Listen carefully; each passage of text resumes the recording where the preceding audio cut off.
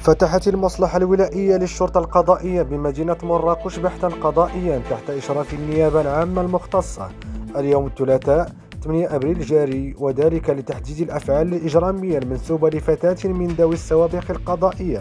تبلغ من العمر 19 سنة، يشتبه في تورطها في تسجيل ونشر محتويات رقمية تحرض على العنف والتشهير.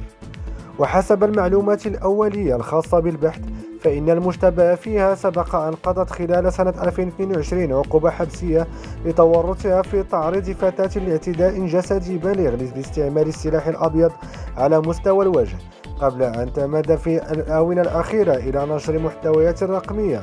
تشعر بالضحية وتتضمن إشادة وتحريضا على الأفعال الإجرامية التي ارتكبتها في حقها. وقد تعاطت مصالح الأمن الوطني بجدية كبيرة مع هذه المحتويات العنيفة، حيث باشرت بحثا بشأنها بتعليمات من النيابة العامة المختصة مكن من تحديد هوية المشتبه فيها وتوقيفها، فضلا عن حجز دعامة رقمية بحوزتها يشتبه في كونها تحتوي آثارا رقمية لهذه الأنشطة الإجرامية. وقد جرى إخضاع المشتبه فيها لتدابير الحراسة النظرية رهن إشارة البحث القضائي